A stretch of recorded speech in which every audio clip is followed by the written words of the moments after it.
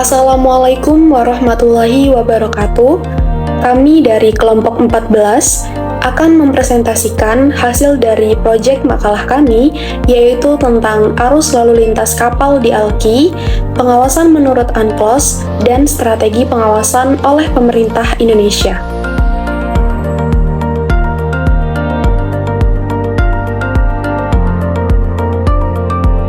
Ketentuan UNCLOS mengatur hak lintas kapal di perairan negara kepulauan seperti Indonesia. Dasar dari ketentuan ini adalah UNCLOS 1982, yang dimana telah menjadi acuan bagi seluruh negara yang telah meratifikasinya, termasuk negara Indonesia yang melalui Undang-Undang Nomor 17 Tahun 1985. Selanjutnya, Pemerintah Negara Indonesia menerbitkan Peraturan Pemerintah Nomor 37 Tahun 2002 tentang hak dan kewajiban kapal dan pesawat udara asing dalam melaksanakan hak lintas alur laut kepulauan. Negara kepulauan menurut UNCLOS 1982 adalah suatu negara yang dimana seluruhnya itu terdiri dari satu atau lebih gugusan kepulauan, termasuk dalam ketentuan Konvensi Zona Ekonomi Eksklusif Indonesia di wilayah perairan Natuna Utara. Implementasi hukum laut internasional dalam UNCLOS 1982 memberikan kedaulatan penuh pada perairan kepulauan dan mewajibkan negara kepulauan untuk memberi hak lintas damai dan hak lintas alur kepulauan.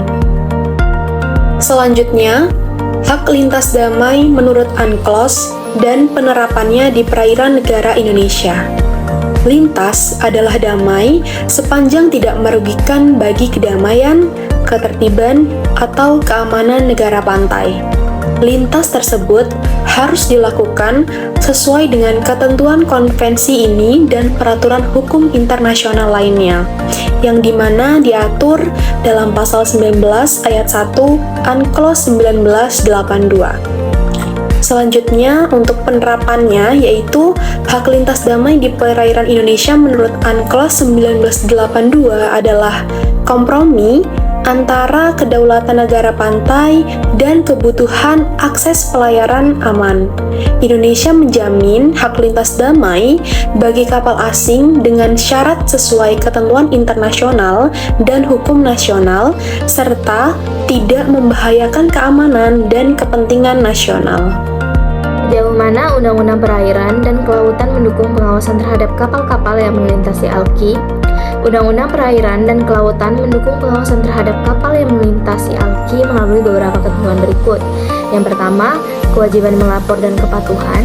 Yang kedua, penetapan alur dan skema pemisah lalu. Yang ketiga, pengawasan dan penegakan hukum. Yang keempat, koordinasi dengan organisasi internasional dalam penetapan ALKI dan pengawasan pelayaran.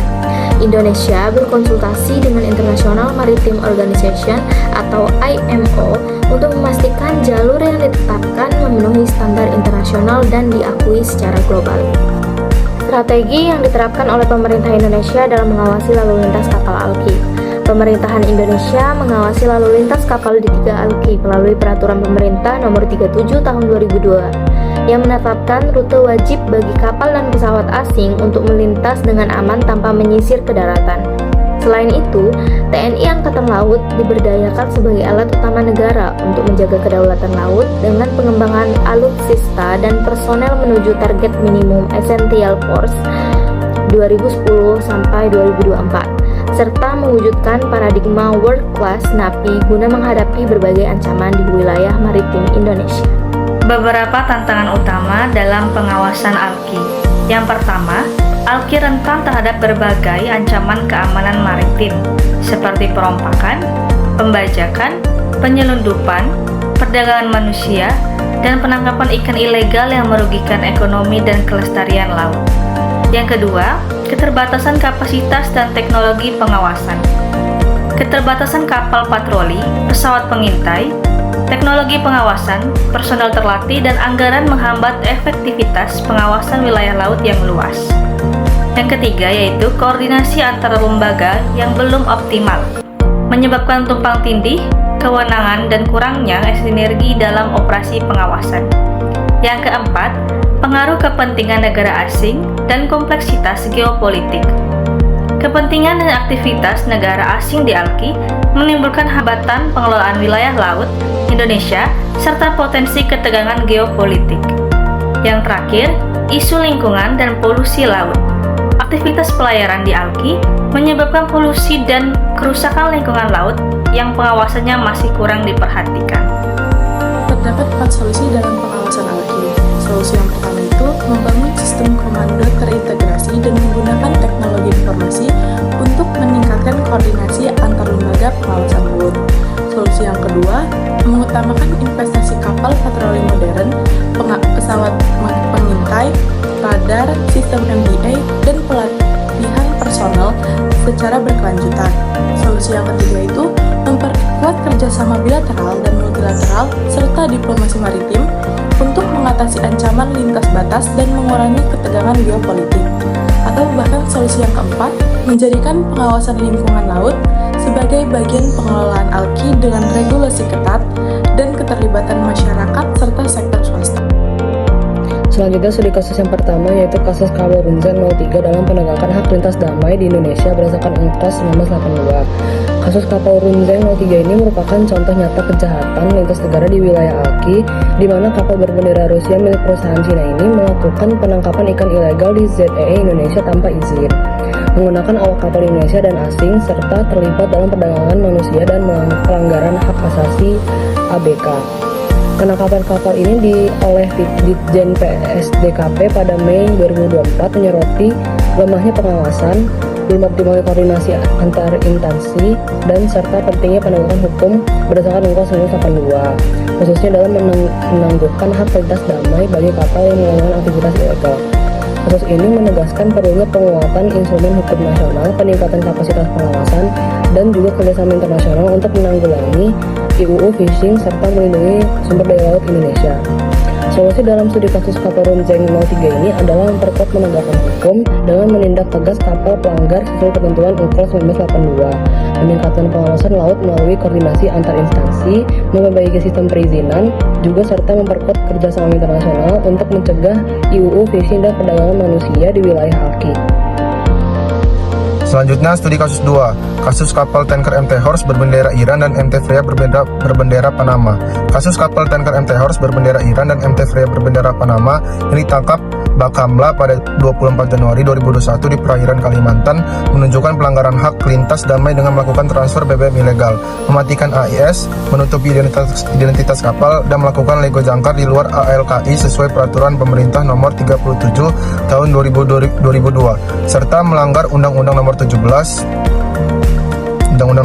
tahun 2008 tentang pelayaran dan ketentuan UNCLOS 1982. Kedua kapal juga melakukan pencemaran lingkungan yang mengakibatkan nahkoda MT Horse dijatuhi hukuman penjara 1 tahun dengan masa percobaan dan nahkoda MT Freya didenda 2 miliar. Kasus ini ditangani oleh beberapa instansi hukum Indonesia dan berakhir dengan pembebasan kapal setelah proses hukum selama 4 bulan. Lalu solusi dari kasus ini adalah pemerintah Indonesia perlu menerapkan aturan dan pengawasan terhadap AIS kapal yang melintas di perairan Indonesia dan memperketat pengawasan agar tidak ada kapal yang melanggar PP nomor 36 tahun 2002 yang melintasi di perairan Indonesia. Selanjutnya ada temuan-temuan. Yang pertama, UNCLOS 1982 memberikan hak lintas bagi kapal-kapal internasional di perairan negara kepulauan seperti Indonesia, dan Indonesia juga memiliki kewenangan untuk mengatur dan mengawasi alur laut Kepulauan Indonesia atau ALKI untuk melindungi kepentingan nasional. Yang kedua, hak lintas damai diatur dalam UNCLOS dan diterapkan di perairan Indonesia dengan syarat tidak membahayakan keamanan dan ketertiban negara pantai serta kapal asing harus mematuhi ketentuan internasional dan hukum nasional saat melintasi di perairan Indonesia. Yang ketiga, dalam Undang-Undang Nomor 17 Tahun 1985, Undang-Undang Nomor 6 Tahun 1996, dan Peraturan Pemerintah Nomor 37 Tahun 2002 memberikan dasar hukum yang kuat untuk pengawasan kapal di ALKI. Yang keempat, tantangan utama dalam pengawasan ALKI adalah keterbatasan kapasitas dan teknologi pengawasan yang menghambat efektivitas pemantauan aktivitas kapal. Dan selanjutnya yang terakhir yaitu dalam strategi pengawasan pemerintah Indonesia menerapkan teknologi pemantauan patroli rutin dan kerjasama internasional untuk meningkatkan pengawasan di ALKI. Jadi sekian presentasi dari kelompok kami. Saya akhiri. Wassalamualaikum warahmatullahi wabarakatuh.